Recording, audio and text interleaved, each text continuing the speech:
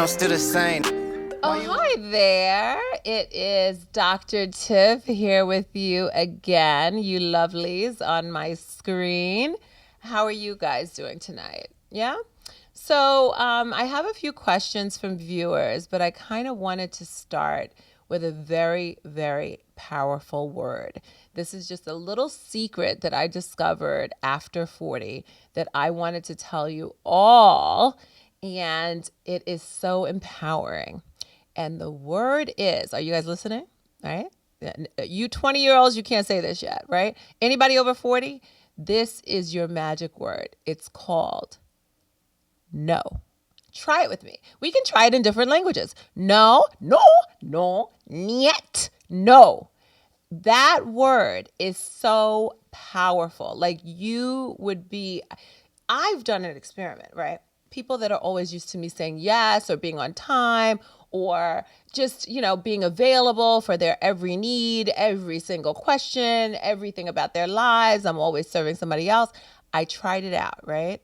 I tried out the word no, and you will be surprised with the motherfucker you get when you tell somebody no. Like they go off and you're like, who is this person? Because you just said no once. They go off. They can't accept it because they're so used to you doing and saying yes and everything's fine. But try it. Try it with someone just out of the blue. Even if you want to do it, they ask you to do something, just say no and see what happens. See what happens. Now, if they respond to you in a normal way, like they're going to just do it themselves or they'll figure it out or no response at all, fine. But you will be surprised how many people can't hear the word no. And I'm telling you girls over 40, you understand what I'm saying. We're always serving somebody else. Sometimes you have to say no. And when you say no, you get the real person. Trust me. I'm not going to tell you this, or maybe I'll tell you later, but I'm not going to tell you so. But one of the things I want to talk about, and I know you guys have your questions here, and I'm going to go through them, but I want to talk about my previous dating life. So I went through my marriage. I filed for divorce. I was, already in that's in the works, whatever. And I started to date. And dating in your 40s is like a marathon. It is literally like you have to be on it and you have to know that everybody is evil and you're going to have one person that's not.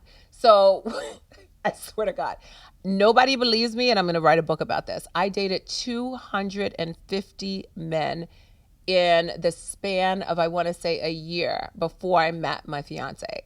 I literally did. And when I tell you, like I have, who sent me this? I dropped my phone. I have a list, and we used to call, this is what us girls do. We name people. We don't talk about their real name. We name that this one is Cherry Hill. This one is Japan. One is called Coming Up Short. Like we name people, right? And that's how our friends remember them when we're talking about them. So when I tell you that I was so intentional and hell-bent on like meeting my match that I said, if I was at work or if I want something and I have a goal, I set the goal and I go at it. So I said, you know what? If I want this person to come into my life and I have to find them by any means necessary. And girls, this is for you. So when you're dating and it's miserable and everybody's like ridiculous and, argumentative and, they don't look like what they say they look like, especially if you do online dating, right? This is the thing. You have to treat it like a job, like you're going on an interview. So what you do is you set yourself aside the time that you're going to date, whether it's 2 times a week, 3 times a week, sometimes it's breakfast, lunch, and dinner in one day. You set the time aside and you focus on what you want. And when you sit on that date, yes, you can eat your lobster, you can eat your food, even when you know it's miserable and you have to sit through it. But what you're looking for is the person that you're trying to be in your life. You're looking for what you've already written down on that vision board. You already know what you really want, right? But you have to weed through it. And the chances of you meeting this person is the more chances you get, the more people you date, the better chance you have. The less people, if you're sitting in the house watching reality show and watching everybody else enjoy their life, you're not going to meet the person. So you have to actively date. And when you know it's wrong, it's okay to say, oh, you know what? I'm going to get up. I want you to save your dollar. I am not going to eat dinner. I had my coffee. I had my salad. I'm done. Like, it's okay. You know when it's not. Don't drag it out. Don't make the wrong person the right person. But you have to date with intention. And that's how you get to the place where you meet your match or you meet your forever person. That's the key. So I know I went on a tangent. And we're going to go back to these cards with you guys asking all these questions. So, question today from, what's her name? I can't really read your name. Anna or Aretha? Can't be Aretha, right? That's like a name from the 1940s. I don't know. Anna, what advice would you give your younger self? The advice I would give my younger self is do your shit. Do everything you want to do and do it twice, because before you have kids, before you're tied in with a relationship, before you're committed to a job, before you have to get up every morning and go through a routine and join the rat race, enjoy every last moment of that time. You're never going to get it back. I mean, I did. I'm giving my advice to myself, but I truly went around the world twice. I enjoyed myself, and I didn't have my first child until 34. So that's the advice I would give all the young people today. Like, truly live in your youth. Try everything. Go everywhere. Do everything. Don't have no regrets. Make some poor decisions. Just don't go to jail. Don't get drunk. Don't get too drunk, because the men out nowadays, I don't know. But, I would say just try everything with a vengeance and go for it. What's failure? I mean, come on. There's no such thing as failure until you hit that failure and then you move past it. That's the key. Try everything. Try everything. That's my advice. So there you go, Aretha or Anna, whoever you are. Okay. And this is from Nancy. Why do I get such, these names are kind of dated. Like, no, who's watching this show? How do you set boundaries for screen time and digital consumption? So it's difficult because we live in this culture of, I mean, I've been at restaurants, right? And I'm sitting at Mr. Chow, I'm sitting at Philippe per se, and I see people on dates, or maybe they're married, I don't know, and they're both on their phone, not talking, looks like they're not even interested. To me, you could stay home for that foolery. We could sit on the couch, watch TV, and not talk and eat, right? So to me, it's a respect thing. If you're always connected, then how do you connect? Oh, y'all didn't hear me though. If you're always connected, how do you connect? How do you connect and live in the now? How are you there for the person that you're spending time with? That's the question. So you have to ask yourself, are you spending too much time? And you have to be the change. This is so cheesy. You have to be the change you want to see. If you don't want your man using the phone at the table, you can't use the table. If you don't want your kids, talking to you while they're looking at their thing, you can't do that. You have to be the change you want to see. You have to lead by example. That's what I do. There's sometimes I'm like, there's no phones at the dinner table. There's no phone when we're on a date. Put the phone away. But I do that. And I wasn't always like that, but I'm like that, in my elder years. So you might have to grow into this. All right, gals, let's go on. It's a bunch of girls writing into me. We gotta promote this for men to write in. Let's see what the hell you guys have to say. How do you navigate friendships that have changed over time? Boy, let me unpack that damn question. So I have about 17 girlfriends, right? We've all known each other over 20 years. My oldest friend, we've been friends since we're 4 years old, and I'm like 40 something, right? So she about that life. We've been friends forever. It's amazing. But I've had a few friends fall off along the way. And I think the lesson in that is, what did they really feel about you early on? Were they ever really your true friend? When they get some extra time and they meddle in your shit and they disappoint you. Yeah, I can heal, I can forgive, I can move on, but I'm not fucking with you like that. Like, you're not going to know my business anymore. We'll be cool from a distance. And you just have to, growth separates people. That's what happens. Some people don't grow. So some of the people that I grew up with, they're stagnant. They've chosen a different path. We don't have much in common. Do I get along with them to get along because they're at other friends' events or functions? Yeah, but they're not my personal friends. My personal group of friends, I almost want to say we all have the same traits. We all have the same, growth. We all have the same level of drive. We're all successful. We're all attractive in our own way. That's your core group. As nobody's jealous, nobody's hating, everybody's lifting each other up. That's for me. But of course, I can be around women that are haters. I mean, I could be around that all day. Don't bother me none.